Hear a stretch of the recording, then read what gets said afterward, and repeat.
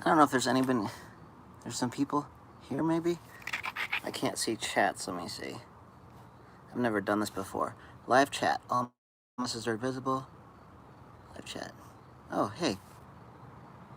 Okay. Hello. I don't know what time it is in Hungary, it must be late.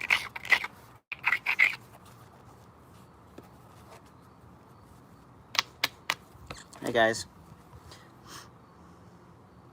I got this quartzite in Wyoming recently. This was it comes in river tumbled pieces that have a lot of coning. So this was just a little curious kind of clunky blank that I picked up. Oh gosh, look, I can't believe I've got so many people watching already. Let me turn, hold on, I've got my phone on my water bladder, so let me get this situated. I just sort of like, man, look at you guys. All right. So, I don't think I have any cracks or problems here. It's just kind of domed. There was some issues here. So I'm just going to do a little percussion. I'll probably lose some width, and I don't know what I'm going to make. I can't see the chat now. Let's see. Live chat, all messages show. Okay. I don't really know what's going on with this. So, I don't know why I started a live, but I was doing napping anyhow, so if you guys are interested, hopefully I can see if there's any questions.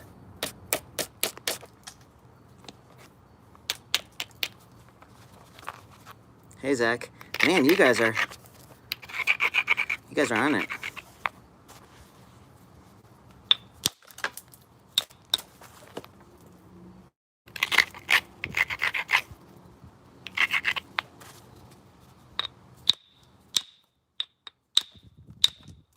This stuff is a little bit hard, but it flakes really well.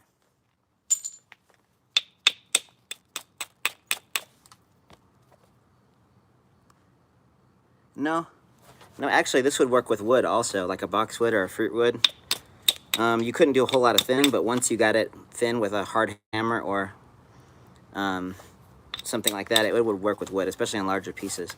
This is kind of similar to Spanish diggings. It comes from about probably 10 miles away, but it's a different form of quartzite.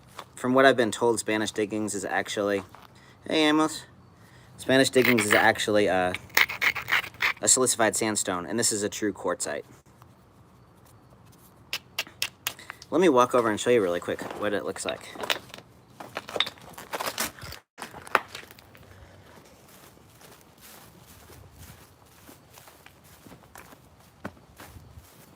Let's see. So basically, there's different grades of it. Some of it is pretty coarse. The outsides of it sort of look like this, sort of striated in different qualities. This is a piece that I haven't hit on. Somebody hit on it in the creek, not me. But it's pretty good quality. And there's even actually a little bit of cream colored stuff in it too. You can see the grains in it. This is a medium quality. But some of it is pretty good. That's gonna be good. Some of it's got little stripies in it. I've got there's a piece in here that was prehistorically knapped that's got some light, some white, and some sort of burgundy in it. Anyhow, I haven't worked any of it yet. This is the first piece.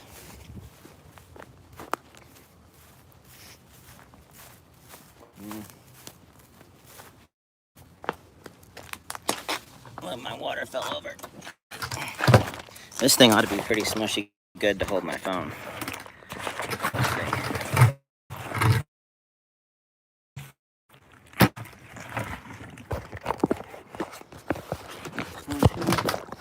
You can tell I was prepared for this. Oops.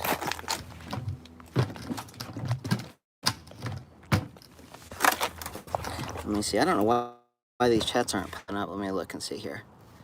Live chat. Can we see a close-up of a good platform for that type of rock? Sure. If there's anything else, I'm missing some. Okay. Yeah, let me get you basically, this stuff braids a little bit different. You can get rolly and roundy with it. So you don't want to get your platforms too ground. Kind of a broader, lower platforms work well. On other quartzites that work, of course, this is the first piece of this that I've tried to tackle. So let's see. We'll switch to the punch here in a little bit, but I'll just do a little percussion on it in the meantime until I can get it thinner. So I did well to get this flake there. Now let's just try to work up from here, and I'll set up a platform here and show you, and hopefully I can run it up this way. I'll just come in.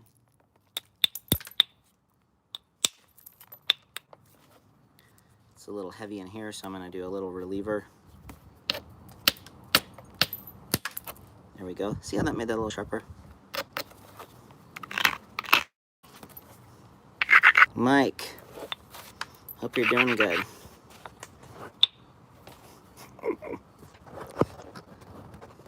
All right. So here's my platform. I'm going to contact it here, and I'm going to try to drive it up this way. The water is floating around in the bladder. I just came back from Wyoming, and I've got what common point cells were made from this quartzite? It seems like the Hell Gap guys love this stuff. So in this area of Wyoming, there's a lot of Hell Gaps and some agate basins made out of this. They almost seem to prefer it. 71. It's hard to believe. We're all getting older.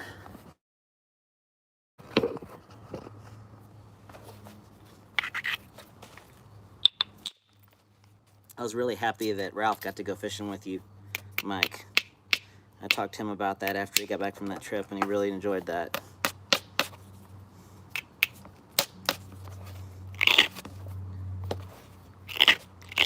So did you see that? Did I show that? Yeah, lots of paleo stuff.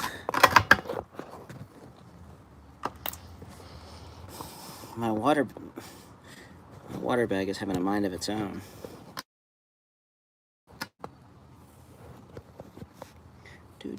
Okay, this is a good close view. So I just took that one.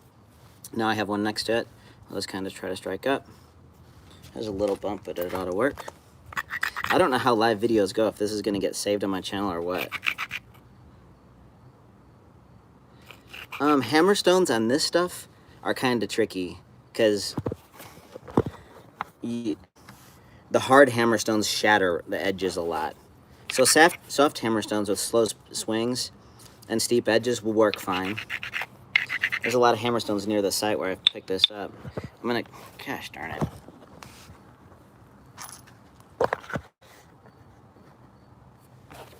So let's try to hit this platform and not lose our flip our phone over. I hit that a lot and I crushed my platform. I got some.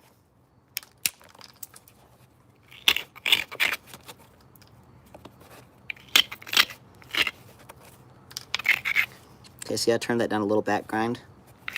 That ought to be positioned pretty well. Grind, grind, grind.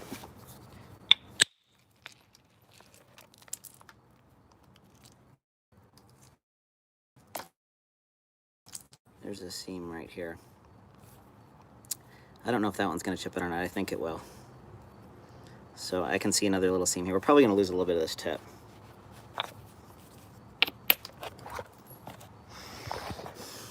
I can't believe there's 14 people still watching this crap show. I hope that word, I don't know if this is for kids or not.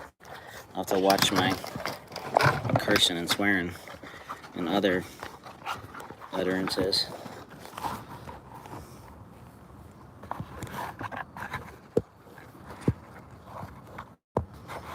When I had this set up on here, it was doing good for a while, and now it's just started to be stubborn. I had to get out my... Zach, I need to get out your little tripod thing. I don't know why I don't have my phone in there. That would be perfect. Okay. So, we've got the little seam here, and we've got a little seam there. So let's just try to... We're going to lose a little bit. We'll try to lose not too much.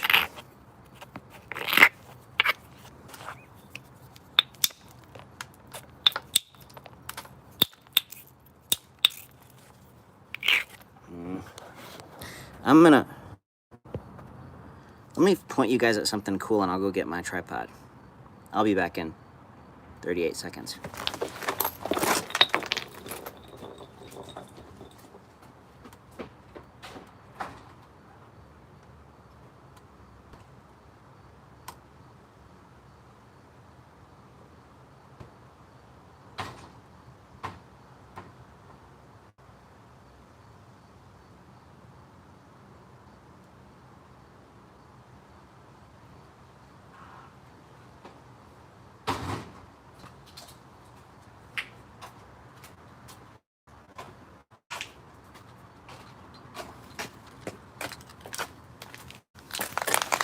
See, that was about right. Perhaps you are. Live chats. Yep. Freeze Cracked, who I guess everyone knows his name is Jerry. He doesn't care. That's all I'll say about who he is. But he told me not to go live because it was dangerous. But I figured, and we live in dangerous times. Thank you. Okay. I think I was right at 38 seconds, too. Let's see. Alrighty. That's awesome. Okay, we're not going to have any mishaps. We're a little high. Let me try to lower you down. There you go. Perfect. Thank you, Zach, for this. Okay. How good is that? It's excellent. Now where did my billet go? Did I carry that inside with me? Do you guys see me carry my billet off? I don't think I did. All right, well, let's just get another one. This is smaller. So, is this lighting okay? All right. Trimming. It looks like we're getting through our crack a little bit. See how I'm pinching? I'm not abrading.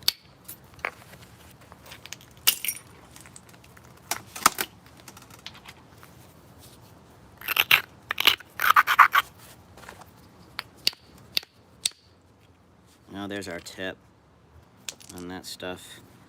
There's a seam in there. This stuff comes in those cubey round chunks, and the outside is coned and there's some cracks going in, like so many river tumbled shirts. So it's coming apart a little bit. So now we're just going to use this. I'm going to use this to flake down on this plane, and then we'll just make an arrow point. Maybe we'll make a... This is too small for a hell gap. Maybe we'll make... I don't know, something paleo.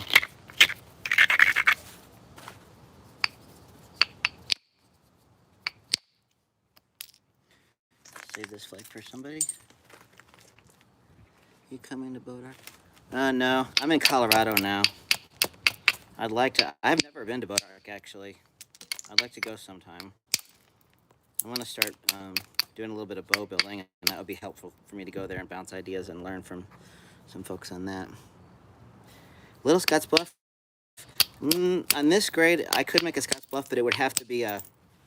I tell you what would be good out of this is an Alberta point. Because those are punched and don't have the... don't have as much pressure on them. And with this grain, that would probably be a good choice, actually. So, yeah, a small Alberta would be nice. I don't know if I'll get it done.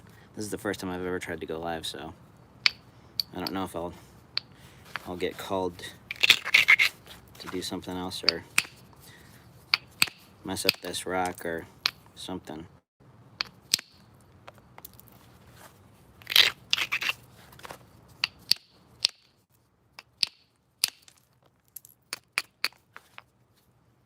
Here's a tricky area because I need to flake here, but there's a little seam and a shelf in my way. So I'm gonna have to just take one from the back or up here. There we go, that lowered that seam out. These little back grinds are important. If you just dull an edge, then you don't have that slight angle to help you release. So a little back grind really helps. And you gotta hit where you ground.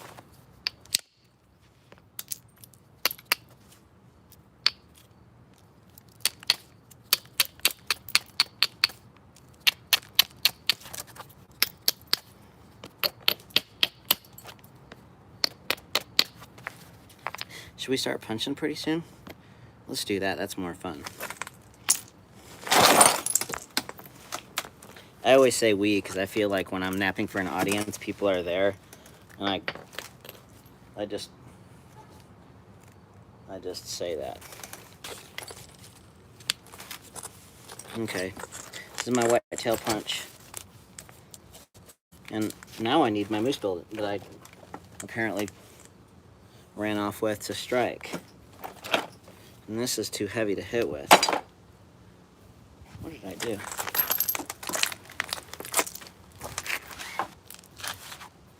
Okay, I'll be back in 14 seconds. I'll be right back. Oh. Right behind my bucket.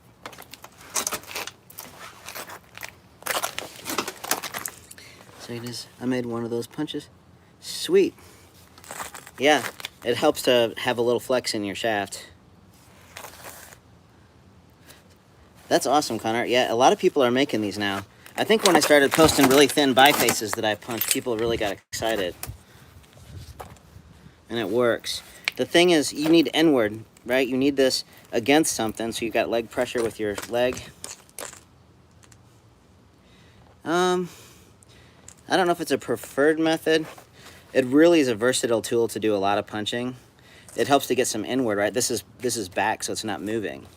So if I had this underneath my leg and was just trying to hit it, no way, no how, ain't happening. Yeah. He's got canceled last year, canceled this year. Somebody needs to slow him down. We need to rally the Twitter police and keep that guy in check. Just kidding.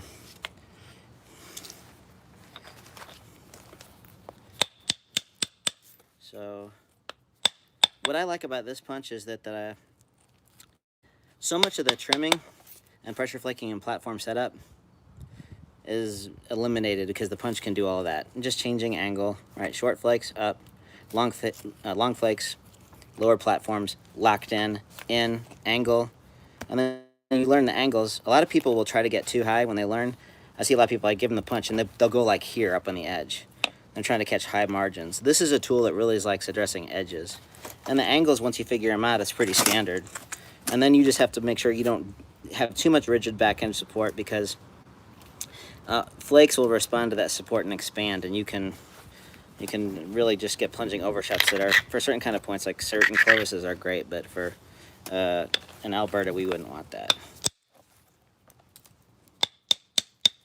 See, I just took the flake here, and I'm just trimming in. Now, we had some issues on this tip. Is this lighting okay? So I'm just going to trim this edge down, or chip this down so this moves it this way, and then I can thin down in this area. Since we have that wedge shape, see, we have that like transit flake almost on the tip there. That's a strategy on some kind of adzes where they intentionally made those flakes to create bits on tough material. But on a projectile, you want the center, the line to be in, the mass to be in line.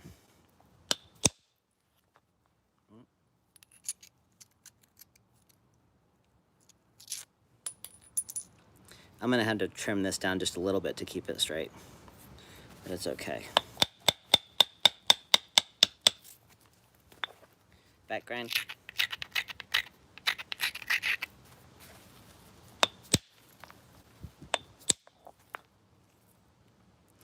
what's nice about this technique too is a lot of things were used as tools before they're finished into formal projectiles.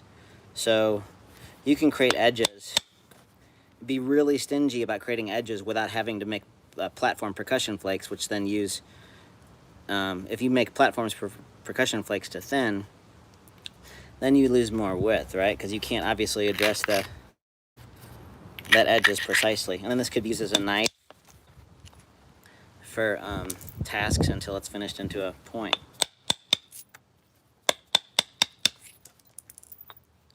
So it looks like we're in the clear as far as problems go.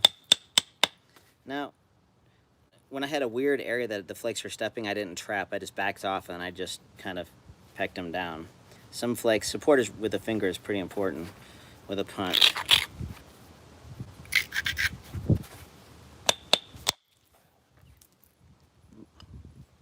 This will be our stem. We're not making a clovis, but now is a good time to take advantage of this turned down edge. See that? We have a ridge and a turned down edge. So I'm just gonna grind this, hit it. Now here's where, if I grab the preform like this and I hit that, the flake is gonna go to my fingers and it's gonna dive through. So I wanna just hold it by the margins and just get a little flake. Because basal thinning this stuff, sometimes it can really wanna dive through. So I'm just gonna do it in several flakes instead of one.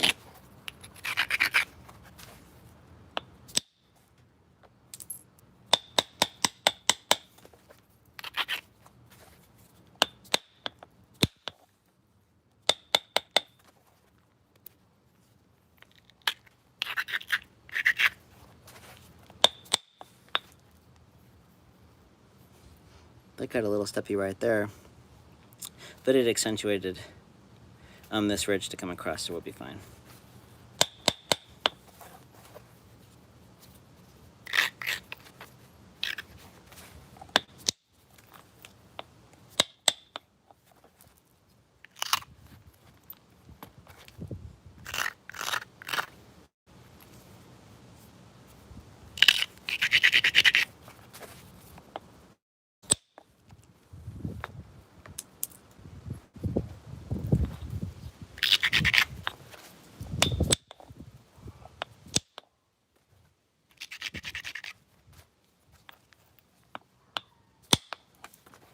Oops.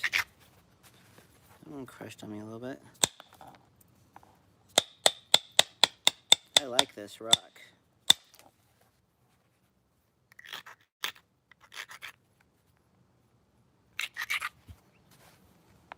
It's a nice cool day today.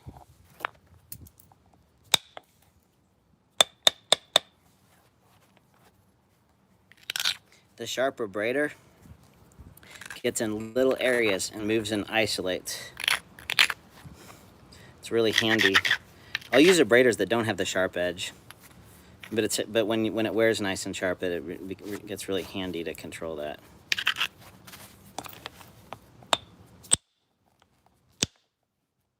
I need a big, not quite big enough, but okay.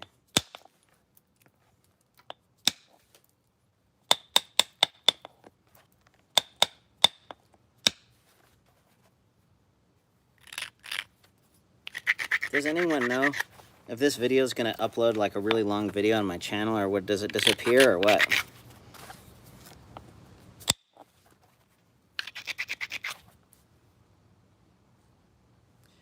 I have chat. Okay, I don't see any more. I don't know if I'm still alive or not. I guess I am.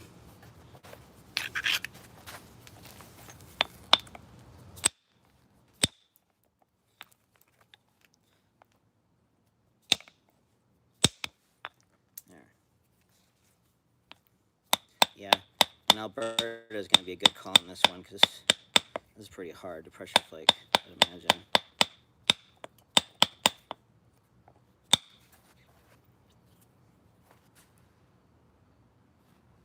Maybe.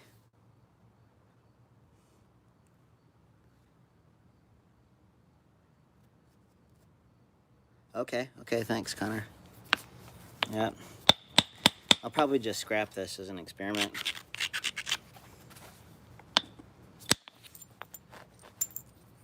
This punch is going to get a lot more predictable once I start getting this edges a little bit more refined. Maybe that's stand, but okay. Okay, thank you.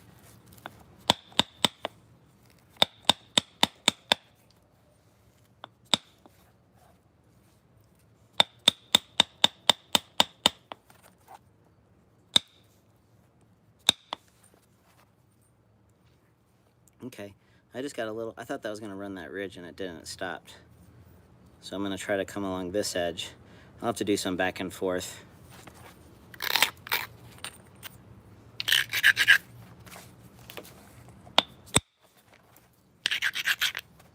I did punch one other piece of this. I lied to you earlier. I just remember that I did work one piece of this the other day.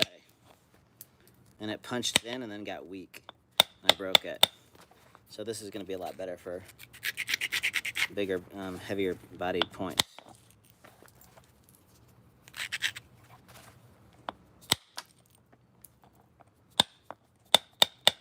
Trimming up the deltas with the little punches.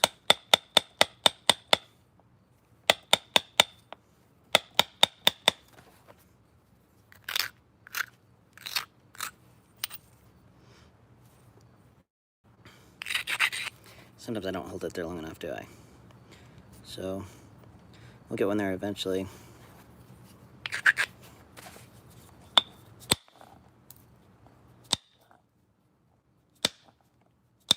Backing off when it's a heavier thing, bring that angle up, just take a little one off.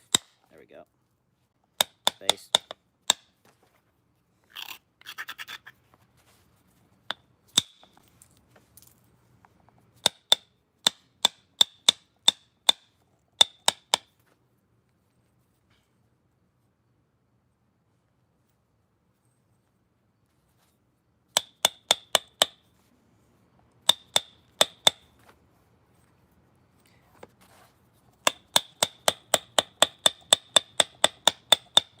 I was sharing my punches recently, so they've got some different chewed up spots on them. So far it's going pretty good.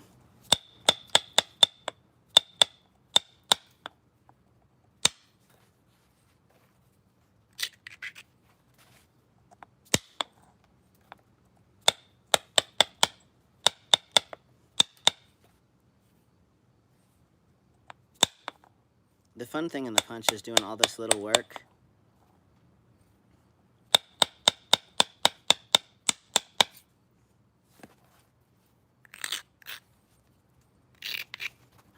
Just need a short one to blend in here. Oh yeah, Zach, I've got your Jasper in the garage. I knocked on one little piece of it. It's actually right here. I hammerstoned this piece down. That's the only piece I hit on, and I would have swore that was heat treated. That stuff is unbelievably soft and glassy. So maybe you can give me some pointers on what kind of small points to make out of these. And I'll try a couple of cute butterfly crescents out of some of that stuff like you've been doing. That's really cool stuff.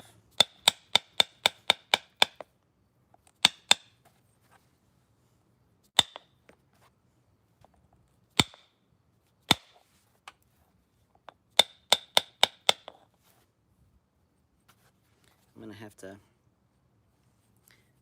this area is too high. I'm gonna have to trim this down and be really careful to come across here. So I went on my Texas point kick. I worked a lot of root beer and other forms of Edwards. And then I just kind of, I didn't get burned out, but I just sort of ran out of ideas. I went on my hornstone kick and I kind of did the same thing. So now I'm in the Wyoming rock game. This will keep me going for a couple weeks.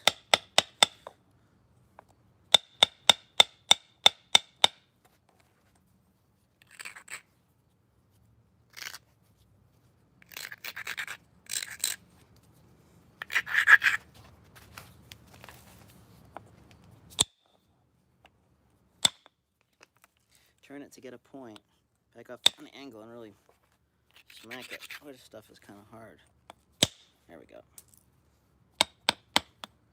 Boy, that did like a double cone. Came off nice, but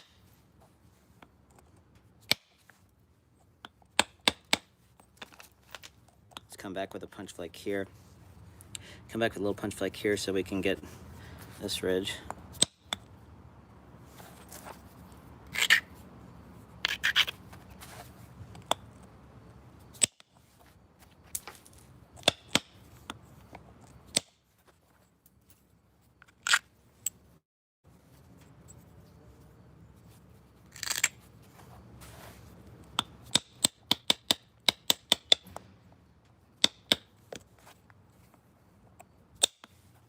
Okay, we're doing okay here. This is gonna be a borderline. I want to get through this and carry through to that step. So I'm gonna need some leather support. I need to make this platform right. I'll show it to you when I get it ground.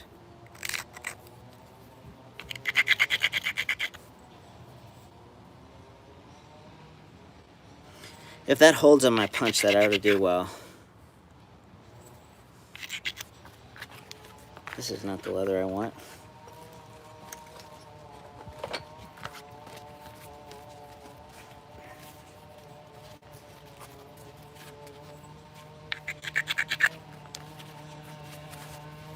So I get flat support.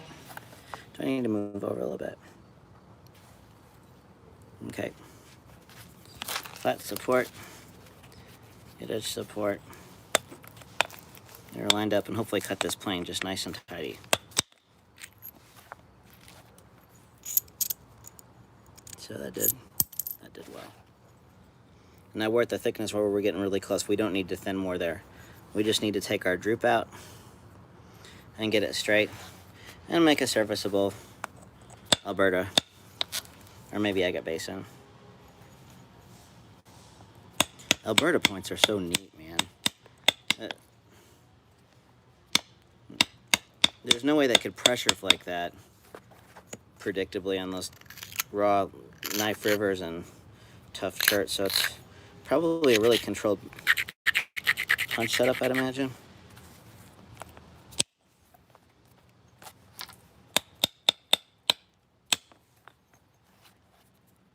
Sometimes when I punch lately, when I push down, I'm getting like a reflex in my knee, like when the doctor hits you with that rubber hammer.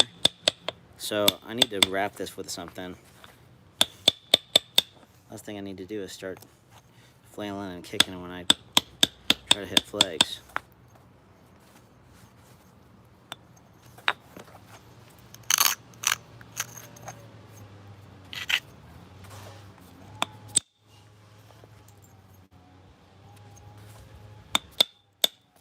I hope you can see these edges.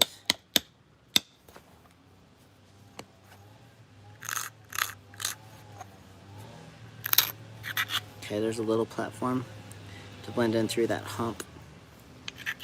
And on these, the hafting areas, right, they're not like heavy bodied all the way down. They have a stem with balance worked into the thickness. And we might have a balance issue to make an Alberta, but we'll see. That platform crushed, but it went through anyway. Probably gonna have to pay attention to the readiness of the end of this punch.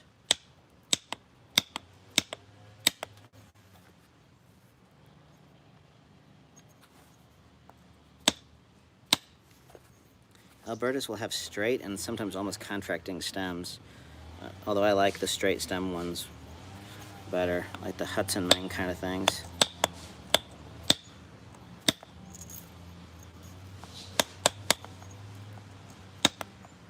They're older than Scott's Bluff. They're probably lead up to the Cody stuff and start getting more formalized with more pressure.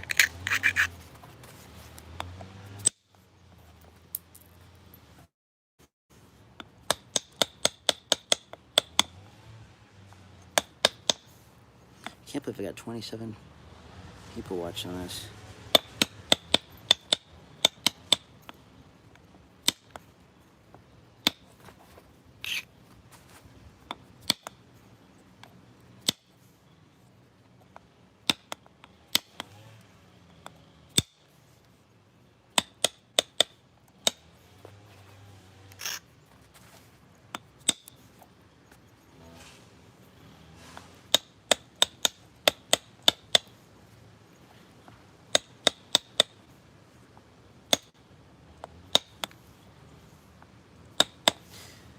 the format for the stream in HTML. The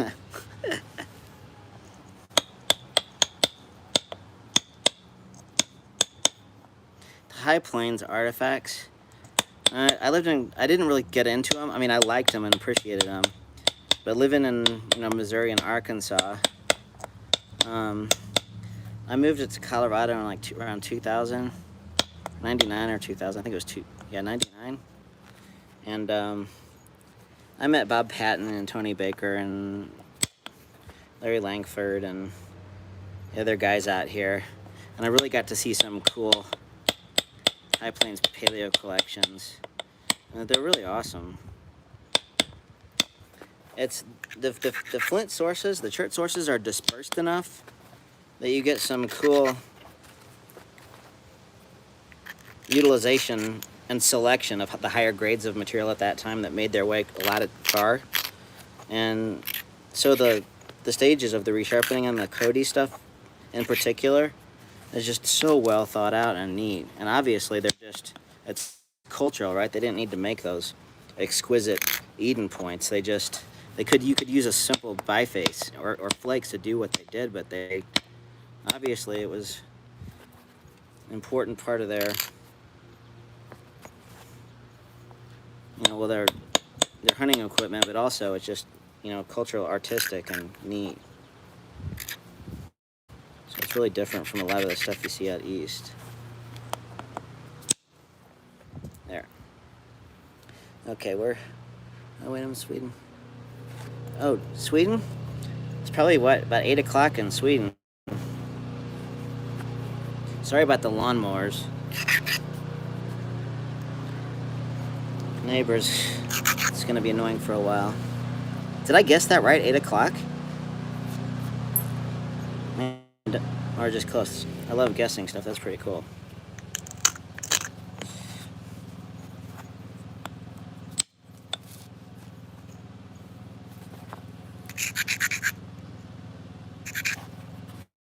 Man, we have some evening viewers across the pond. I'd like to get out to the knapping in Sweden sometime.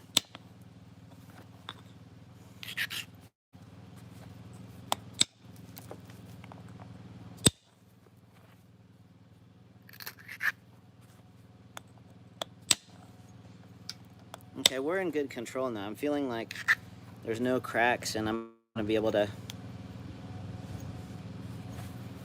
get some control of this. See how I just did that? I used the punch to pressure to move stuff down.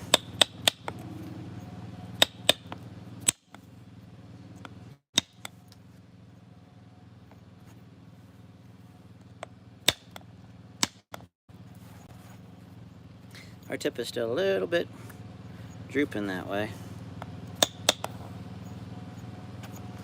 I hope I'm not keeping any of you from doing other things, like cutting your grass.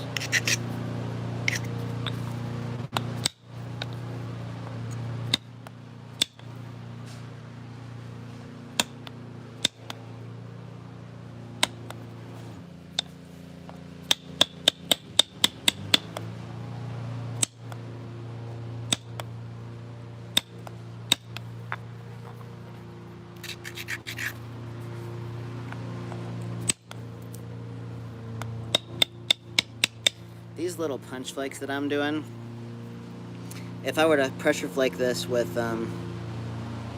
it's in Sweden. Yeah, you guys have awesome flint there, and don't let all of the tourists pick up all of your good stuff and ship it back.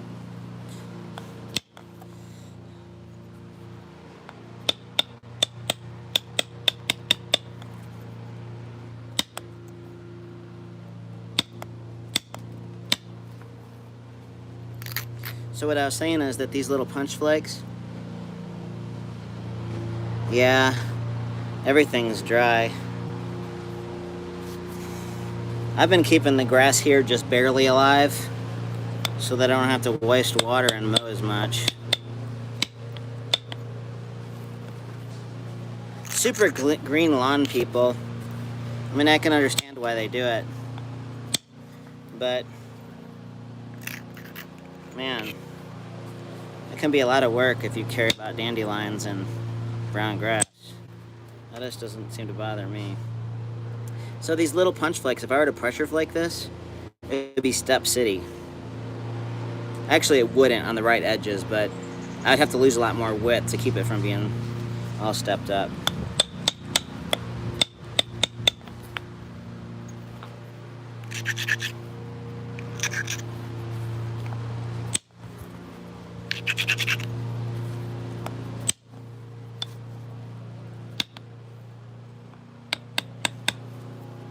Although I'm gonna have to do a little pressure on this, probably.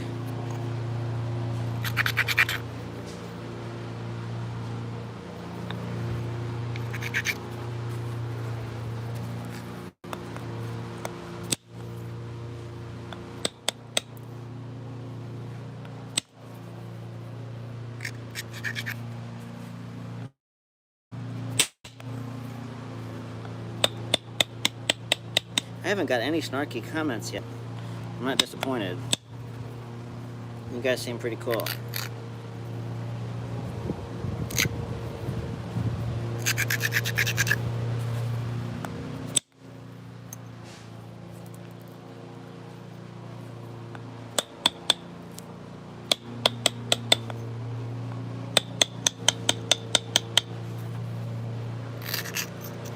I might need to switch to the littler punch pretty soon. Let's do that now. Because if I get too heavy on one of these platforms, this stuff gets weaker when it's thinner. And I have a balance issue. Oh, thanks, Greg. I don't know if I'm always respectable, but I try to be some of the time, or most of the time, hopefully. Every once in a while, I get triggered, though. Although it's good to talk about that. If you have an issue with something, it's better to, it's hard through text to communicate that, or, you know, emails or whatever. It's better just to say what you mean and mean what you say, and if it's, you know, hopefully everyone can work it out. Where's my antler? I've got a smaller antler. Oh, I know, it's in one of these bags.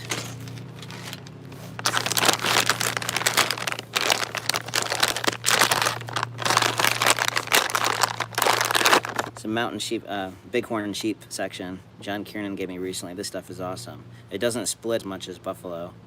I've been doing some Cody pressure flicking with it that's been, not this, but another piece that's been great. This is a mule deer ulna bone pressure flaker and notcher. When it goes from yellow to white, it's ready. If it's too weathered, they're not good. This joint here is from, it means that the animal is not quite mature. The mountain lion killed that before he got big.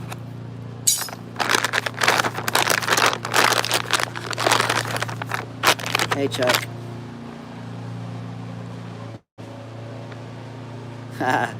Alright, I heard it.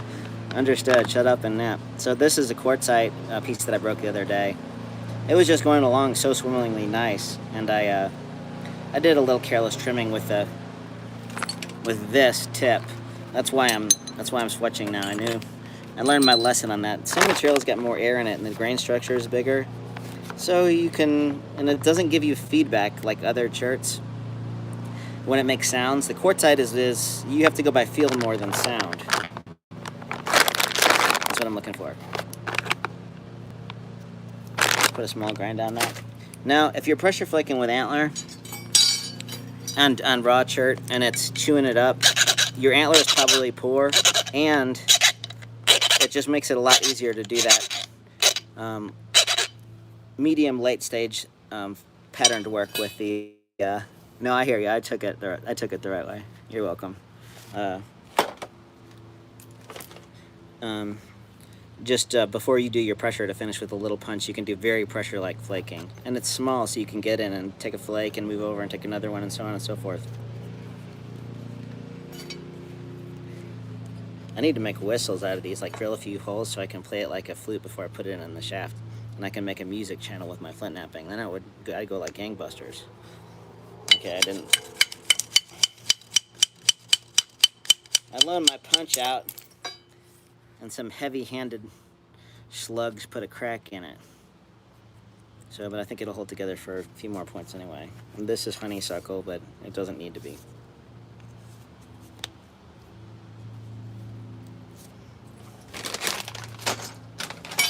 The only tools I don't lend out to other people is my ivory. Because that you have to use the right way or it can split. Let me move you over a little bit. Hopefully they'll start finish mowing. Is that a wood rasping Dr. Freeland? Yeah. This is a farrier's rasp.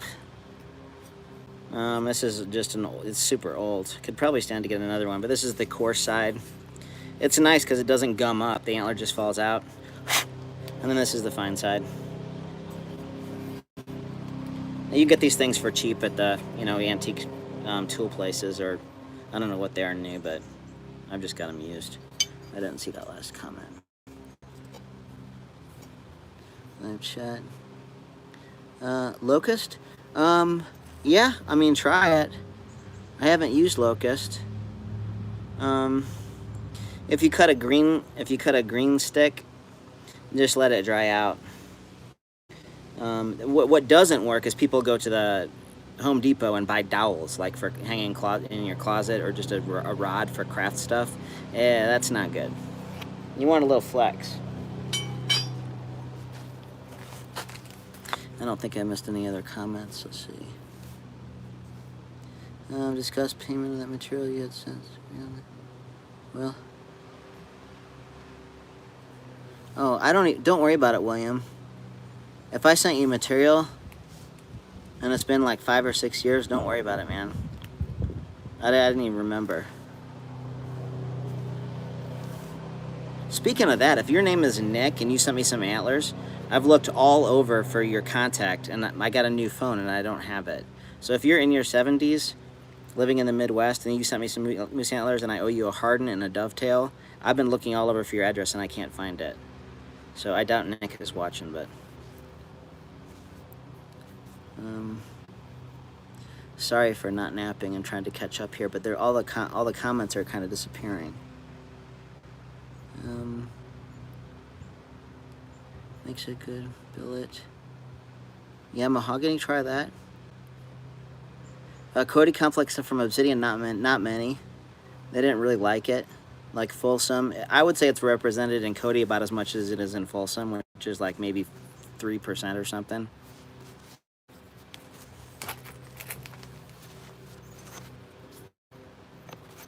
Although I could be wrong, that's just a guess. Like I said, I love guessing. You know what I forgot? I'm gonna need pretty soon is my reading glasses. My thing popped off the other day. Yeah, no worry, William. Just, everybody's got stuff going on in their life and forgets and whatever. I don't even remember what rock. If I sent you some Burlington or something like that, yeah, just hopefully you did good with it. Don't worry about it.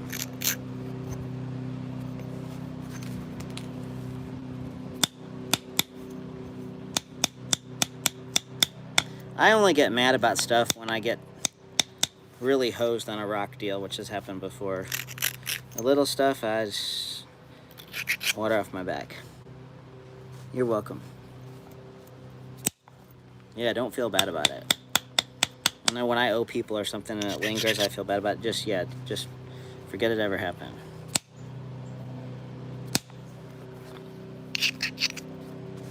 Now I'm approaching these like I'm pressure flaking. Like I'm looking at the edge and imagining what would hold up with pressure, and I'm just putting a punch on there. This tip was a little grainy. There we go.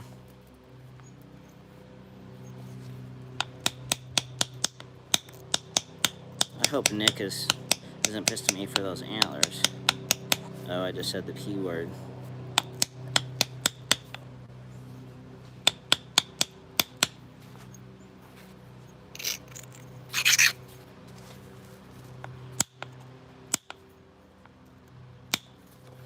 See, I just walk down little nips, like pressure flake like. This is where the punch gets fun. I can't do a lot of pattern stuff because my edge is going like this, so I'm gonna have to do random till I get balance. See how nice? So fun.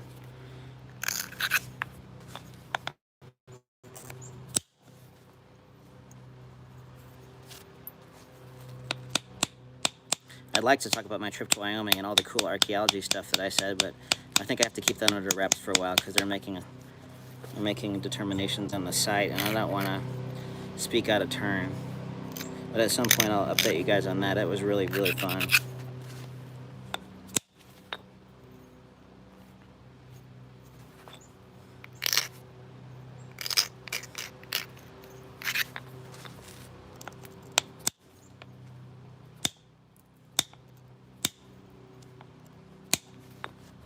I wish there was a little bell that told me when somebody said something. If I'm missing your comments, I apologize. I don't think I am, but...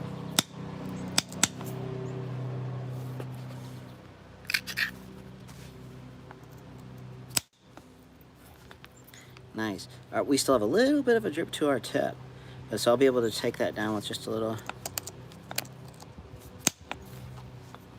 There, that got us halfway there.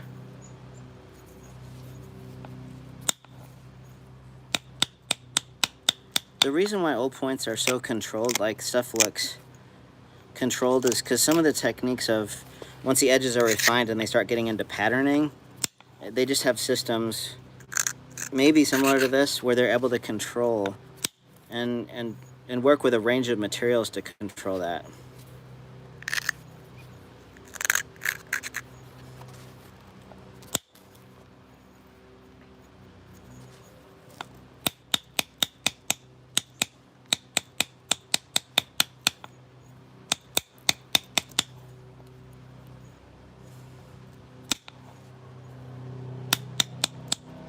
I'm just thickening areas along ridges for like this little flake right there. It's just a little small flake, but it needs a discrete platform. Actually, it needed a little heavier ground one because that flake carried through, and then the tool crushed the platform and it left a little teeny little hinge in there. It's so shallow though, it'll chip right out.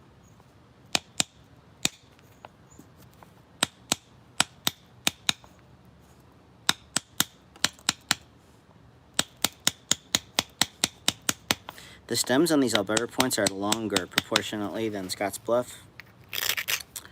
I haven't made them in a while. I really have to pay attention to that because even on smaller points, they would presumably be a little bit longer, although this is well within the range, and then reworked.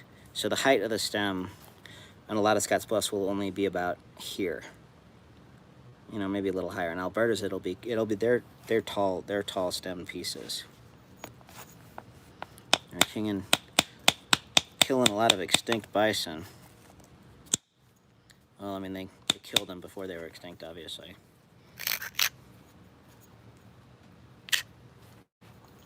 There's a little bump right here. Sometimes you need to take a little pressure to get rid of a little bump.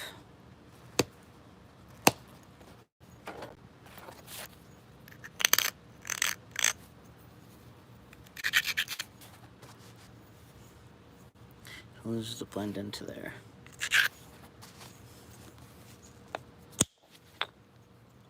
Very nice.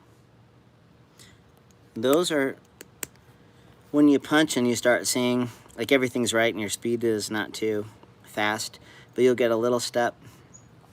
Then you just have to blend it from the other side or stop doing those little flakes.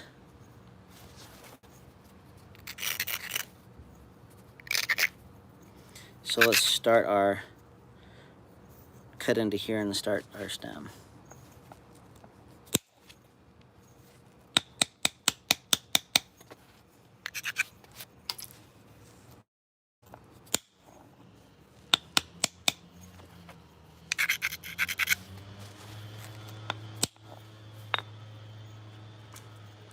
That stem might end up being a little thin.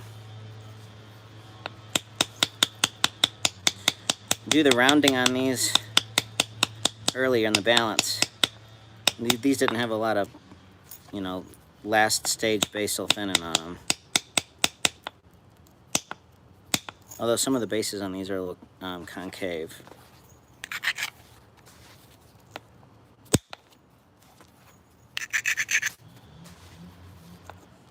See, this has been an hour almost already.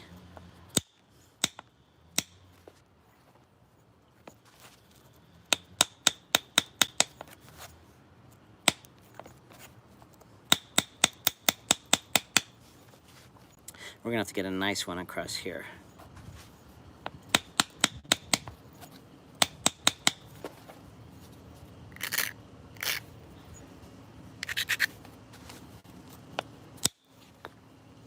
There. That ought to cut into our plane pretty nice. We just have a little bit more thickness to punch there. But getting the balance around the stem a little bit earlier is really helpful. That way you can build the balance around that and not come back and have something that's off kilter. Sorry about that leaf blower.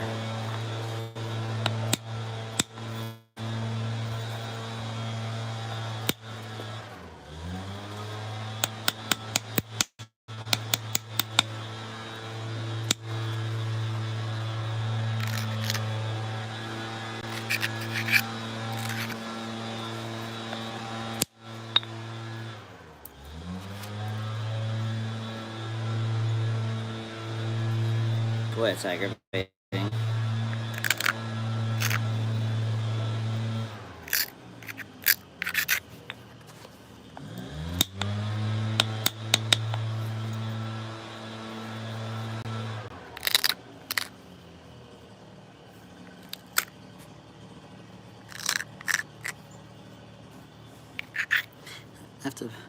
Neighborhood needs to try to cut grass with stone blades.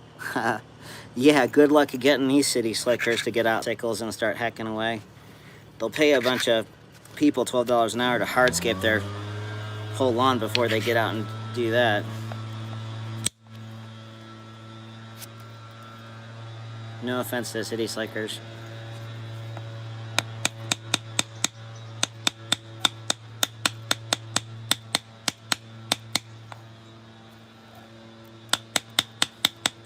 Could you imagine if there was like a Boulder County ordinance to have to cut your grass with stone sickles? That'd be really funny.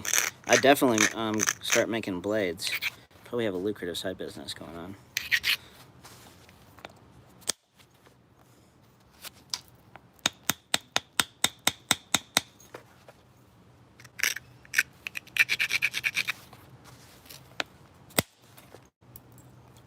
Okay, these are working real nice. Their terminations are doing they're a little abrupt, but I can keep on doing a lot of pressure on this. I'm gonna do some a little buffalo edge work. I'm probably no antler heavy pressure, because it'll probably get real steppy.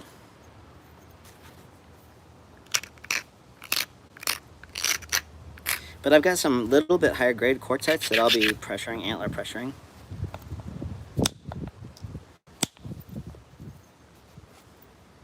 I didn't quite get to my termination there, so I'm gonna have to do it right here. Once again, using the sharp abrader to isolate the little platform.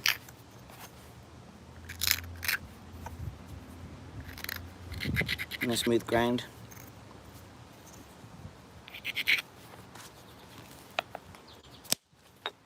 There we go.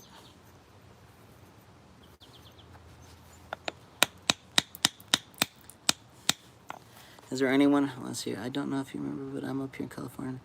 My name was the Flint Life. The Flint Life. That sounds vaguely familiar. Did I meet you out at the Glass Buttes at Craig's or anything? I went out there years ago. That was nice.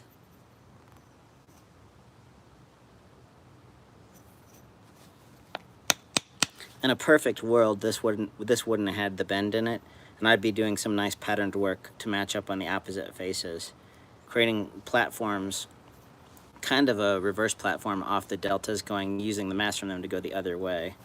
But I got kind of out of balance, so I'm having to work more on this face.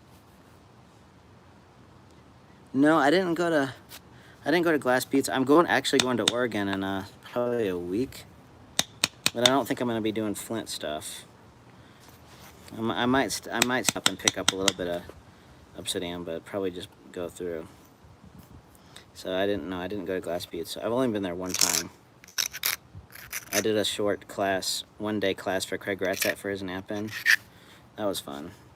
Except for when my trailer axle broke and I lost all my rock on I-80 on the way home. And a granite cobble was thrown through the window in Ogden, Utah, and my phone was stolen. Other than that, it was a blast.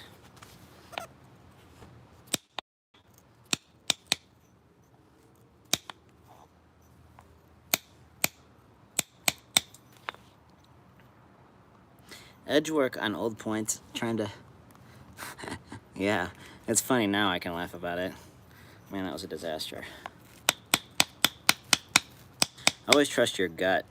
If you're laying in your hotel room and you think you left something in the truck and you think it's okay because you're parked next to a semi under a light with a security camera right above it, don't assume that everything is on, and there's good Samaritans. So the pressure flaking, like the little nibbling that I just did there, too bad you weren't into knapping when you were there. You could have access to a lot of material. I talk smack about obsidian, but it has its place, and I appreciate people who can work it well and make artifacts from it, or make replicas of artifacts from it. I just cut myself so much and prefer the stronger cherts, but I do enjoy it once in a while. So the little tiny punching, you can get even a little smaller and make a quick refined edge that any archaeologist would assume and say is pressure, but that's probably a wrong assumption to always make. There's a lot of little fine punch work that makes this go pretty quick.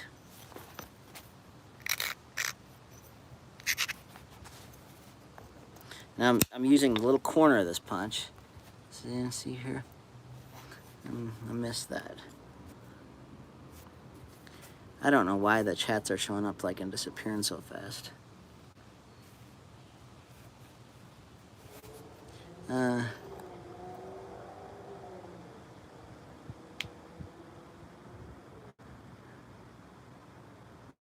Oh, I don't remember stopping posting on Instagram. A lot of times I would just go through lulls where I wouldn't post a lot of stuff.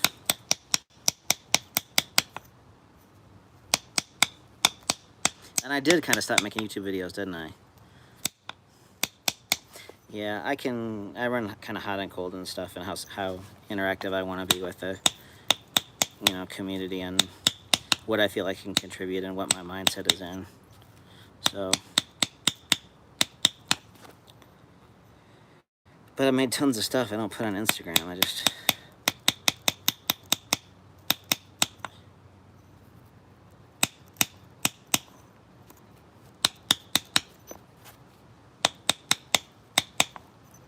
We're getting kind of close on this one. Let's get some more flakes across here and make a stem. Oh, okay. No problem, Zach. Oh, yeah, you're referring to the guy who used to live in Oregon? Okay. Sorry, all these chats are showing up, and I didn't see an at somebody else. So if you were all talking amongst yourself, maybe at the other person if that's a feature, I don't know. Or I'll just answer other people's questions.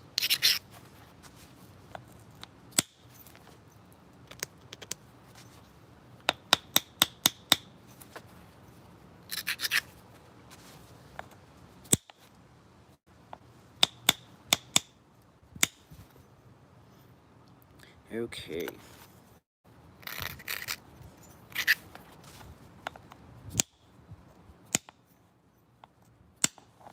Uh-oh.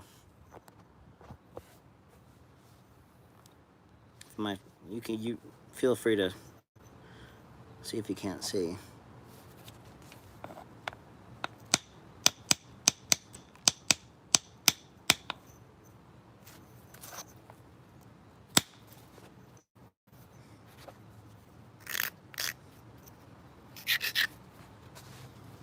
I need a little punch flake to go into that stem termination. Get in the corner and there.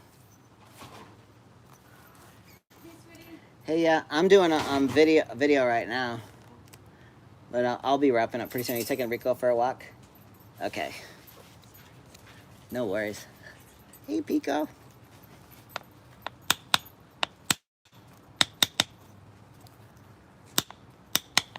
I should announce when I'm going to do these things. Or share.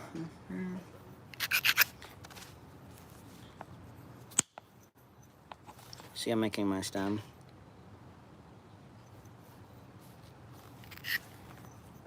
I'm off, guys. Have a nice day. Thank you for the stream, Marty. Hey, Daniel. Have a good one.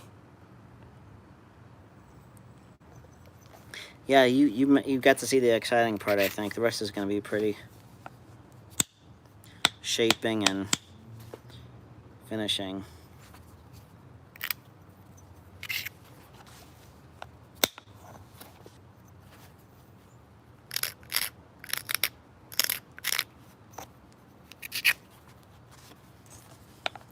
It's a lot funner to watch the early work. This stuff can get tedious.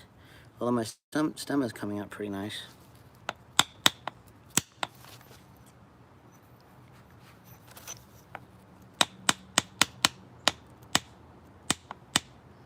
These have kind of narrower stems on them than Scott's Bluffs, proportionately to the...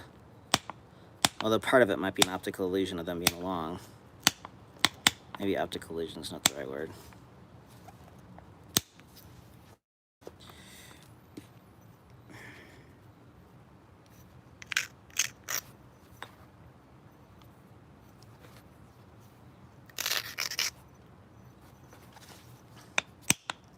We'll wrap this up in about 5 minutes. If you have any questions about anything so far or anything else, go ahead and ask so I can hopefully answer. Knapping related.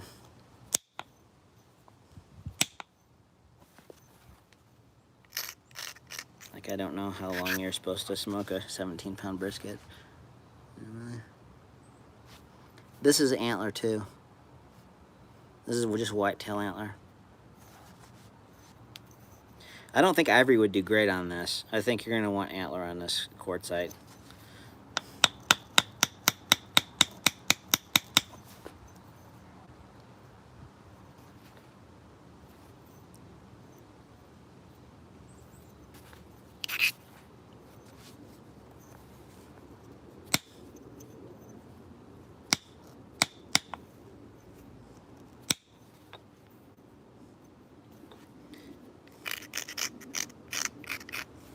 The risk on these is getting too thin in the wrong spot.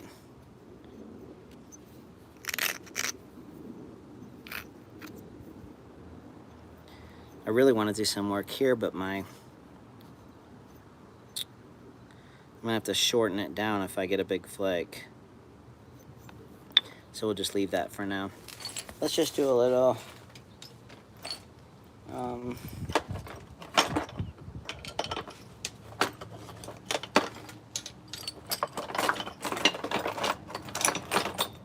I said I wasn't going to do a lot of antler, but I'm going to do some shaping in the stem here.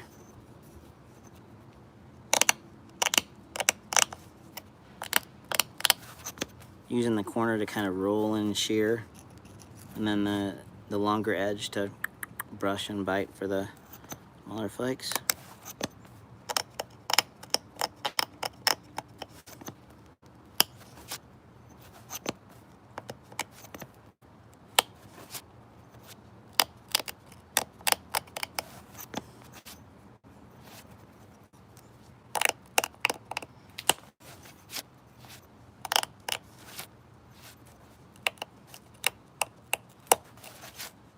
Oops.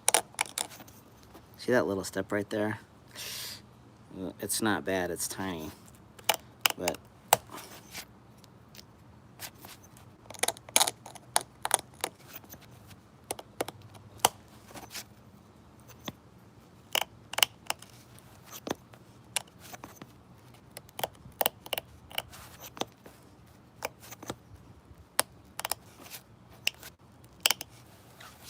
I don't think I missed any more questions.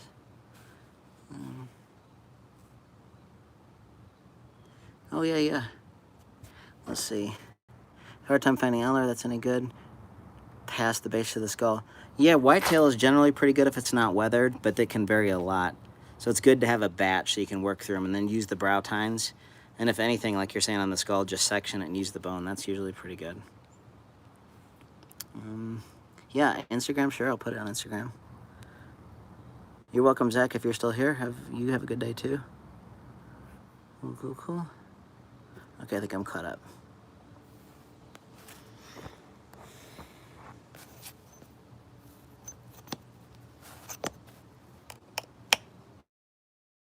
I won't mention that I did this on live because I probably won't post this to my YouTube channel. I don't know how it can upload. That would take forever. You think it would automatically upload if it's, I mean, it's live right now, but.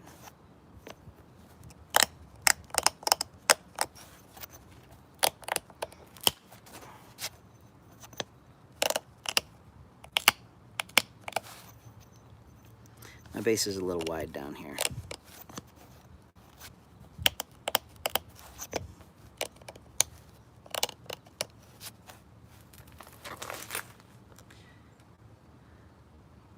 Uh-oh. Okay, it will be. Well, I guess there's nothing wrong with that.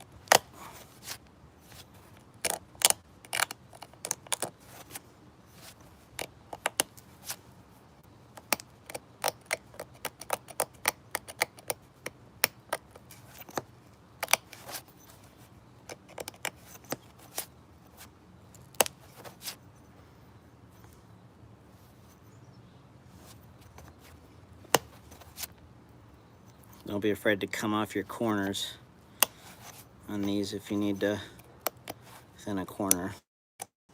And actually, I should be using all buffalo.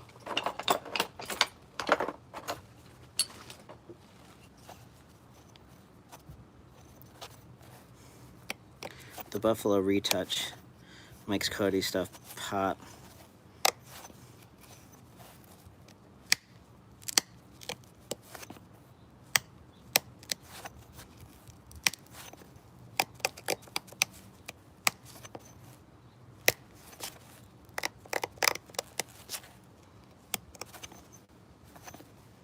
Where's my little... There. Okay, if you guys want to make buffalo flakers and just start with hand pressure and shearing, a good thing to do. And then get yourself a buffalo horn and then just cut out sections. And you can see the hairs on here. Those are the splittiest layers on the top. So you file down to where it has some integrity. And you can see even on this one, and it didn't quite go deep enough, it'll peel a little bit. But if you don't use them too rough, they'll work fine. And of course you can use them this way too. If you pressure heavy with this, they will snap. So I'm wearing this down until it's got more strength, and then I can use it for heavier applications.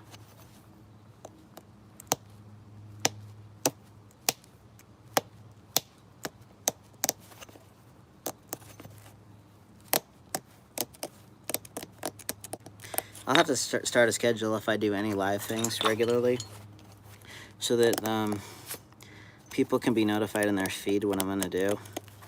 And then maybe I can do projects, and then hopefully not space it out, show up on time. Now, I like this punch flake that went across here, and it ended in a little step. Now, the tendency to be want to clean that from the other side, but if there's no need to because of the balance, then I just like to leave it on there. Maybe just get one tiny one.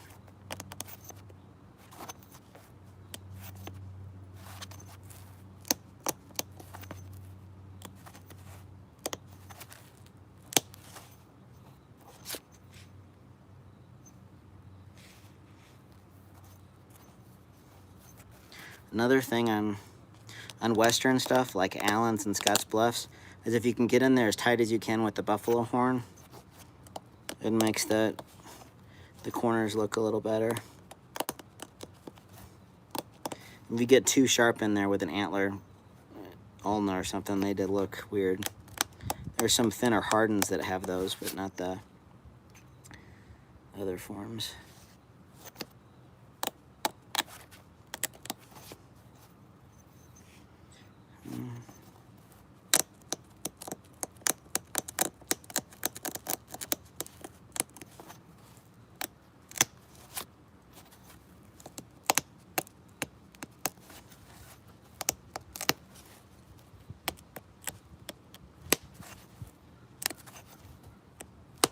The steep little pressure flakes on the base really look good with the buffalo.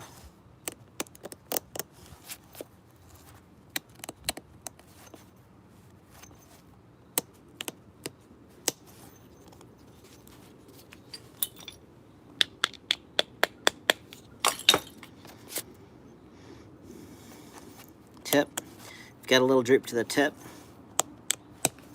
Just take it down with a little pressure flake.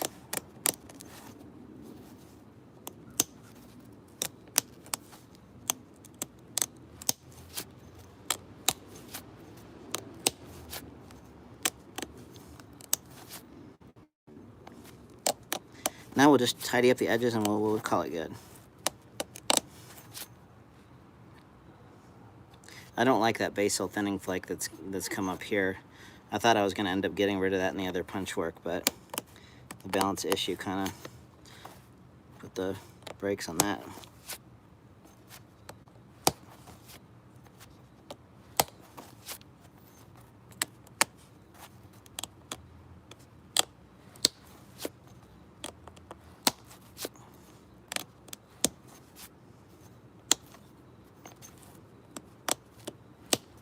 I hope you guys can see some of this anyway. I can't do live with it on my head or else I wouldn't be able to read any comments. I guess if I had a different camera that was going to the computer, I might be able to do that, but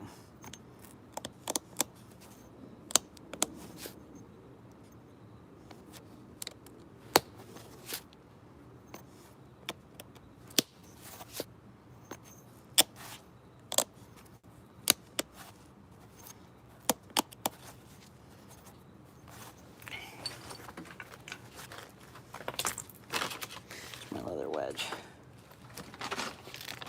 See what dittos things are just stupid awesome. The buffalo horns are awesome, or the Alberta points are awesome. Let's see. Oh, there it is.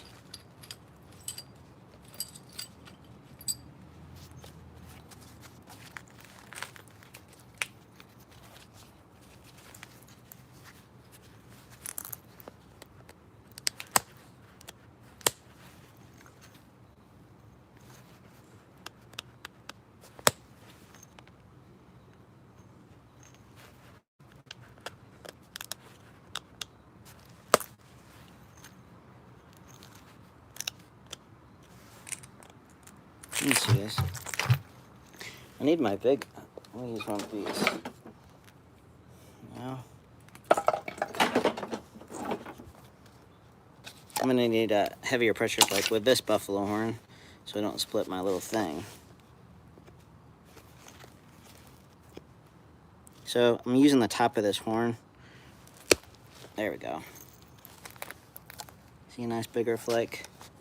That'd help with the balance up there.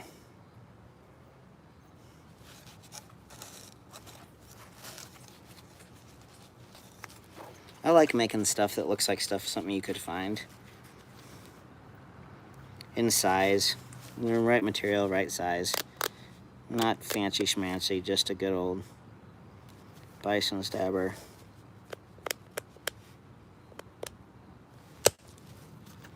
Very nice.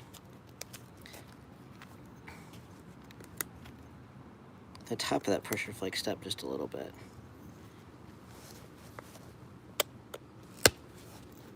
Uh-oh, that one really stepped. I probably should have had my bigger, my littler one. I will try to catch up with it on that.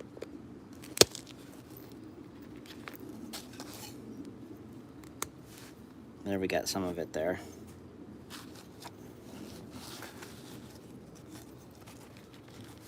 I made some big honkin' overlap flake Allens with this technique.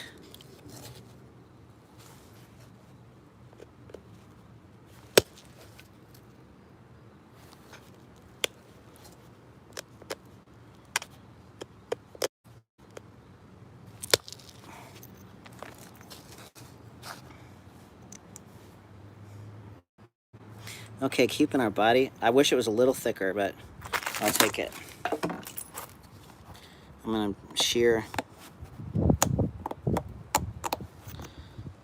and just do a little retouch, and then we'll hang it up.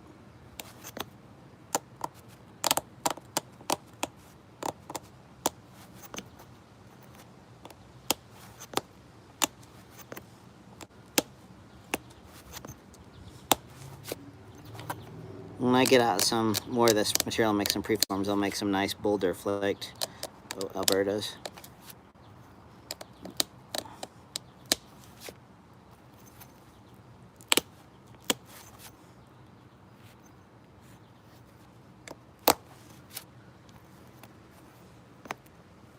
I don't think I missed any comments.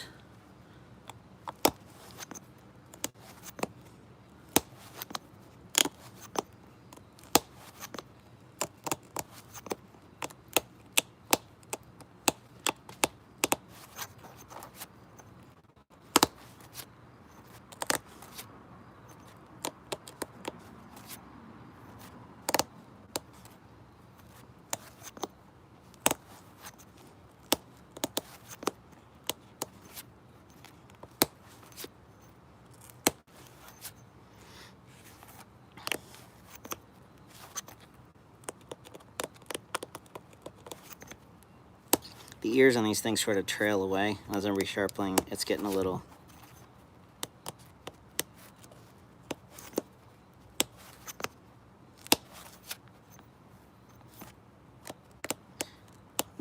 straight in there. It's like an Alberta hybrid.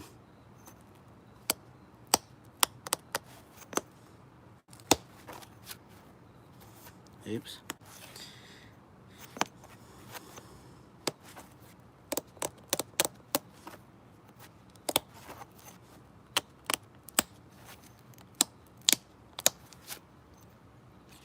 Let's try to get a buffalo pressure flake across right here, where that one flake had a small step. And then we'll call it good. I keep on saying that, but this time we will.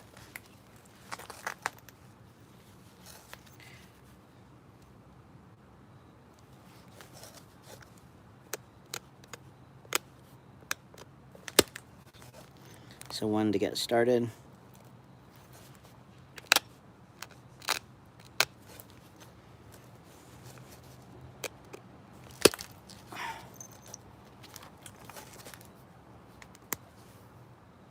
Got right up to it.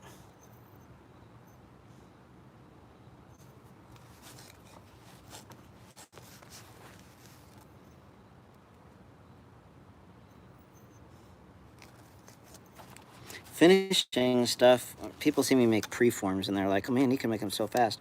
And then when you get to the fine edge work and on this stuff and getting you where you want to go, it can get slow.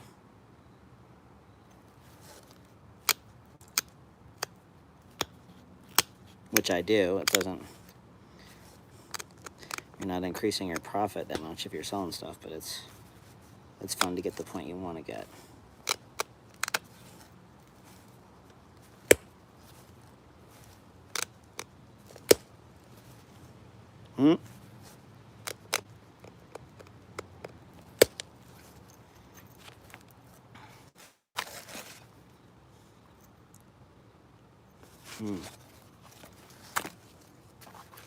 Need a couple more up here, and then we'll be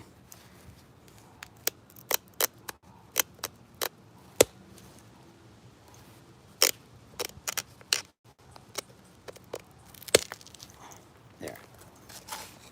I got rid of that spot, and I kind of helped my balance. So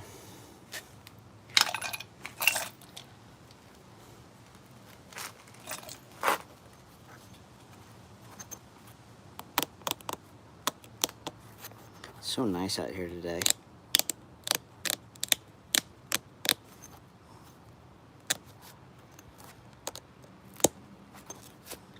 Man, I hate those easy little pressure flakes off the deltas that just dunk, hit something in the quartz and stop. Have to live with that one.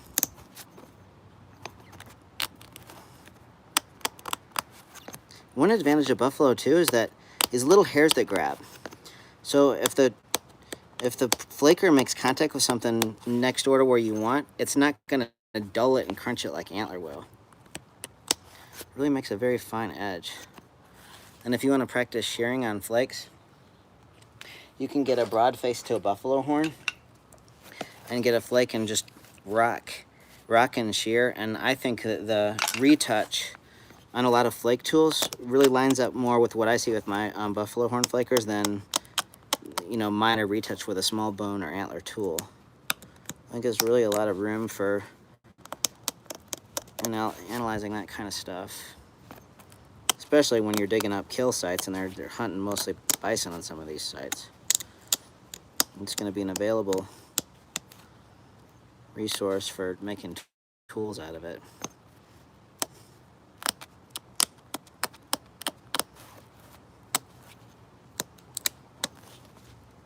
All right, I'll do a little bit of, I can do a little bit more. I'm not going to do any more stem work. I'm just going to grind. A good way to grind is just take a flake. I like a flake that is like a later stage percussion flake or a punch flake that has a little bit of the bulb of percussion on it, because it's a rounded surface. If I can find one with the platform still on it. That one's too flat. So I'll take a, this is kind of, it's a hammerstone flake, but it works.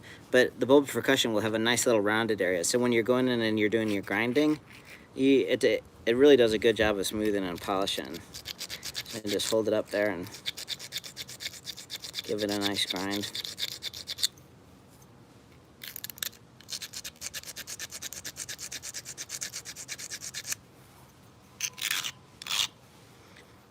Just a light grind. And we'll take it out on the sun and we'll show you, and then I'll do a little nibbling on it and I can put it on Instagram and we'll be done. That's been 90 minutes, so this has been quite a bit of time. Okay.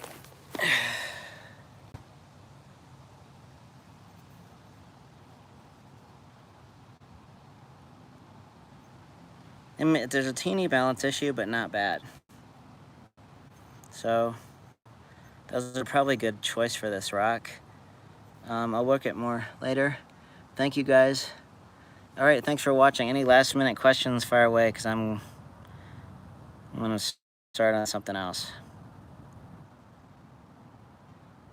Thanks, Hugh. Thanks, Chuck. Thanks, Connor. Yeah, we'll do more live streams. I don't see the harm. Yee, thanks. See ya. All right, guys. Till next time.